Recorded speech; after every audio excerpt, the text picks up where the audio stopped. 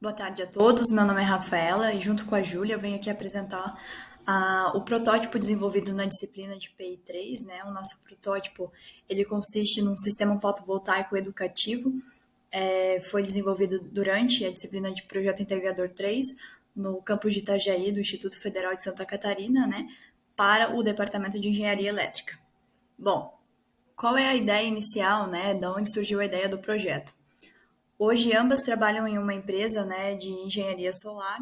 Então, com a experiência, nós vimos que, como é um mercado que está em grande crescimento, antes de um cliente, né, comprar, adquirir o seu próprio sistema de energia solar, ele tem muitas dúvidas e, após, né, a instalação, ele tem ainda mais dúvidas. Dúvidas simples, de tipo, hoje é dia 6 de março e o meu sistema gerou 20 watts pico, né, durante o dia, e é um dia ensolarado. E no dia 7 a gente tem o mesmo dia ensolarado, mas que gerou 18 watts pico, né? Então, essas dúvidas simples assim, a gente tem tido muitas, né, em relação a por que está gerando menos, por que o meu é leste e por que o do meu vizinho é oeste, por que o dele gera mais que o meu. São dúvidas assim, né, que a gente sente a falta da necessidade de um protótipo para poder explicar o que acontece para o cliente, quais os fatores que acontecem dentro de um sistema de energia solar, né? Para explicar como que ocorre, o que afeta o sistema dele, por que o dele é diferente do vizinho, por que o dele é diferente do da prima, né? Como a inclinação do telhado, a posição que está instalado, né? São diferenças assim que para o mesmo projeto, numa mesma cidade, pode haver grandes diferenças de geração. Então, esse protótipo ele vem com o objetivo de educar, né, os clientes da nossa empresa, no caso, mas também crianças que vão visitar lá a partir desse ano, né, para que eles possam compreender o sistema e como ele funciona, quais que quais características que podem afetar, né? Assim, a prática de ter energia solar na sua residência, ela vai acabar ficando cada vez mais comum. Então, o protótipo vem com esse objetivo, né? A gente construir uma miniatura de um sistema, não um sistema, a gente vai construir apenas uma placa, mostrando algumas diferenças de geração, né? Justificando a importância da limpeza, o que a orientação geográfica influencia sobre a geração, esses objetivos ali que a gente pretende alcançar junto a esse projeto. Dentro disso, né, a gente utilizou aqui como metodologia utilizar uma base rotativa, né, que faça tanto a rotação quanto a translação, para que a gente possa, então, exemplificar através de um pequeno painel fotovoltaico, né? Hoje a gente tem painéis ali de 470 watts até 570. A gente vai exemplificar através de um painel pequeno, né, de 1 watt, as características mesmo de um sistema. E com isso, né, a gente quer trazer, então, um seguidor solar junto a esse sistema, onde ele possa seguir um maior nível de radiação a fim de demonstrações, né? E também trazer ali as leituras de temperatura que são fundamentais para o sistema, questões de corrente e tensão e, assim, claro, a potência. Existem já trabalhos relacionados a isso, né? Tanto na criação de estruturas quanto demonstração de temperatura, de como pode afetar a geração de um painel. Vários trabalhos que são feitos de forma separadas, né? A fim de que seja um trabalho bem elaborado e bem compreendido, né? Então, a gente tem alguns trabalhos aqui que tratam sobre a irradiação, o quão importante é que a gente entenda que a irradiação ela não é a mesma durante o ano, né? É importante saber essas questões e é importante que a gente possa transmitir isso para a pessoa que adquire o sistema, né? Para que ela entenda que os níveis de irradiação mudam durante o ano, como mostra aqui essa figura, e também, né, como os fatores podem afetar a geração do sistema. Por exemplo, um telhado de inclinação 10 graus, um telhado de inclinação 15 graus, um leste, um oeste, né? É importante que a gente traga isso. Dentro disso, tem trabalhos ali como o Ruviero, de 2018, que analisaram as influências da temperatura dentro de um módulo, né? E perceberam que dentro do cálculo estimado, a temperatura ela é um pouco menor, né? A geração é um pouco menor na estimativa do que realmente acontece durante o sistema.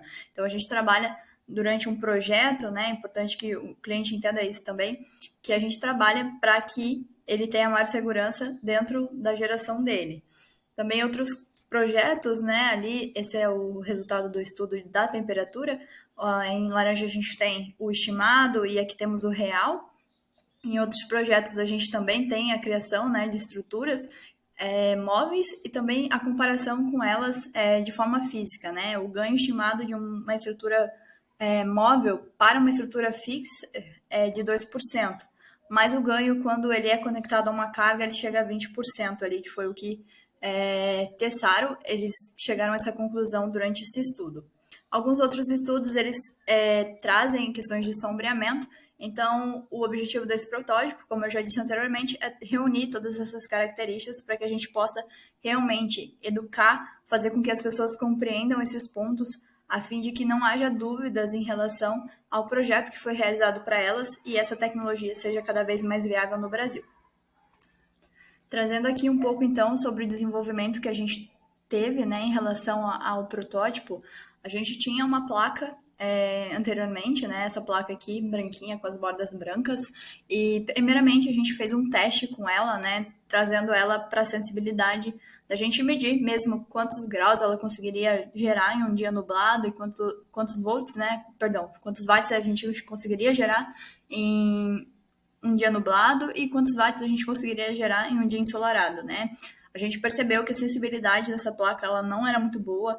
Em dias nublados, a gente praticamente não conseguiu medir tensão nenhuma nessa placa, né? Então, a gente optou por trabalhar com uma placa menor ali, com as especificações de uma tensão máxima ali de 6 volts, a potência máxima de 1 watt e a corrente de 180 mA. Essa placa ela é bem diferente das que são trabalhadas, então eu viso reforçar novamente, né, que tudo que a gente conseguiu adquirir nesse projeto como resultado tornam-se em proporções muito maiores, né, em projetos maiores. Ao mesmo tempo, né, que a gente estava testando as placas, a gente também testou 3 motores que a gente tinha. Por conta do peso da placa, a gente fez uma estrutura básica em um MDF para que a gente pudesse testar cada motor junto ao Arduino. E quando a gente tinha aquela placa um pouco maior, a gente optou por utilizar um motor de passo, né? Visto que o NEMA a gente não ia ter muito controle e precisão sobre ele, a gente utilizaria o motor de passo, mas como a gente fez a troca, a gente optou por usar um servomotor para que o controle e a precisão do movimento da placa fosse maior.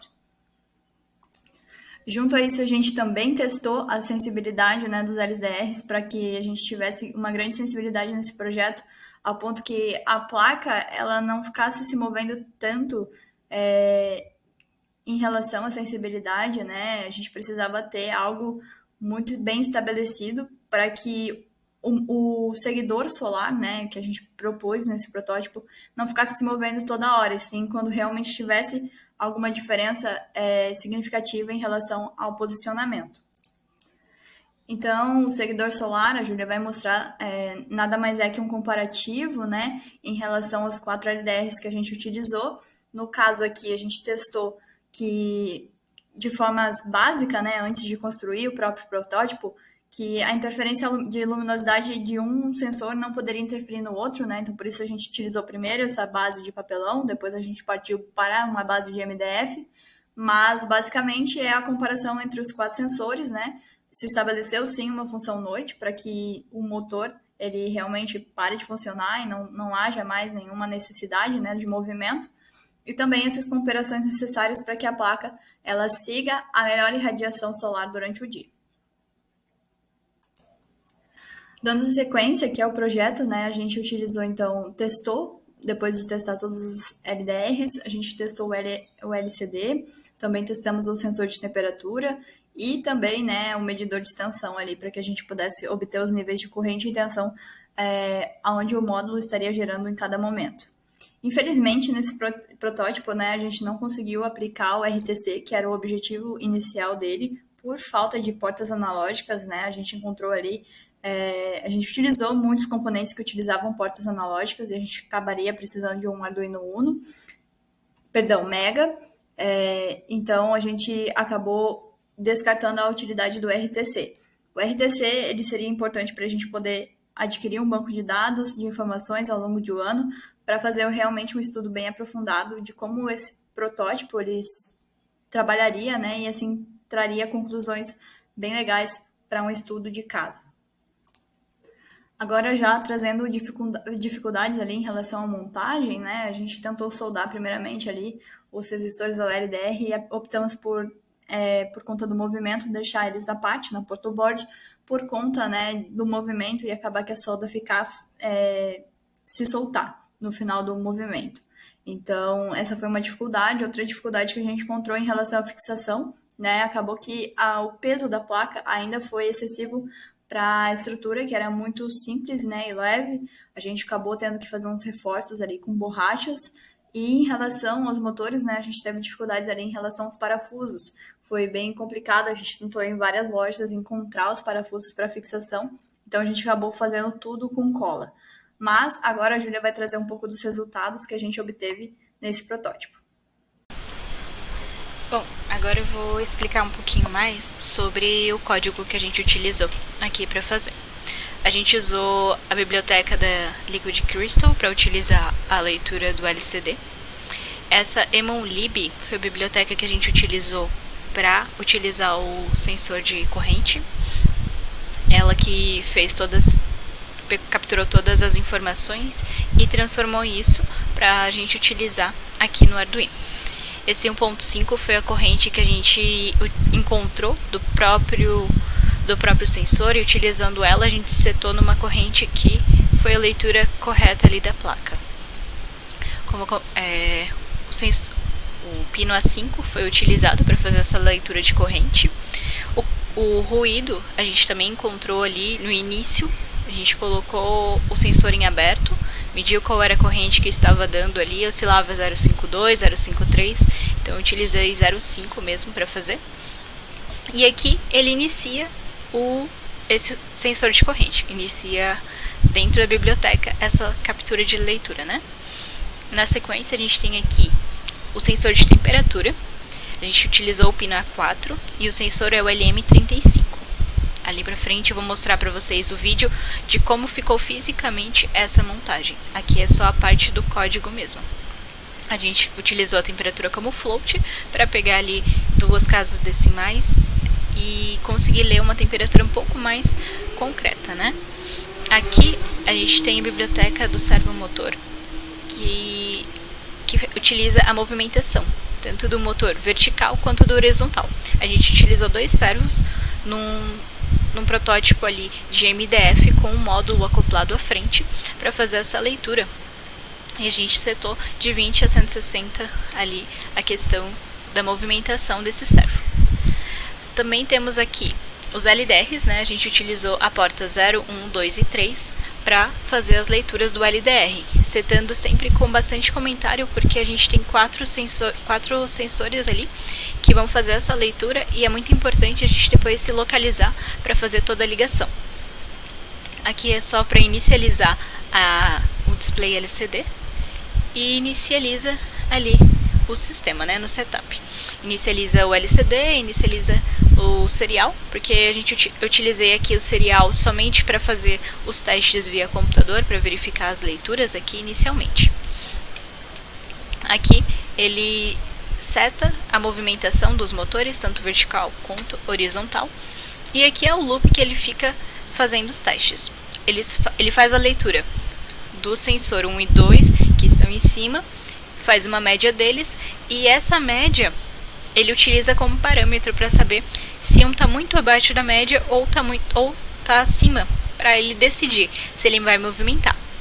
Na questão do AVG top, ele verifica os 2 de cima. Se tem alguma diferença, ele vai comparar também o direita e esquerda e vai movimentar direita e esquerda de acordo com o que está muito fora dessa média, né? Se eu estou parado com o sol a oeste e coloquei o componente virado a norte, ele vai seguir o sol para o oeste, porque ali é onde ele vai conseguir a maior tensão.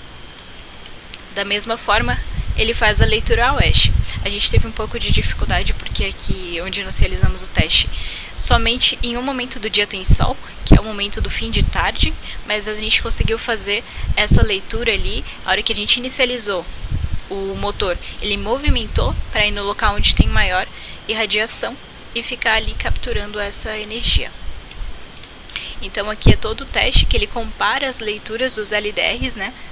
A gente utilizou vários ifs aqui para poder fazer essa setagem de quando ele vai movimentar, para onde ele vai e como fica melhor a movimentação desse motor.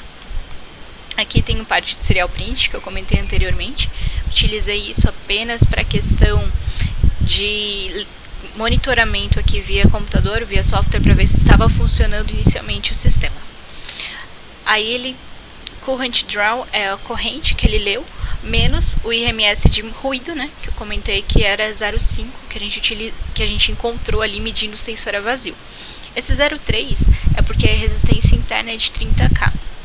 Quando eu utilizei 30K, eu vi que a potência e a tensão estavam ficando fora do que é o range desse módulo, que a gente está trabalhando com módulo de 3 watts.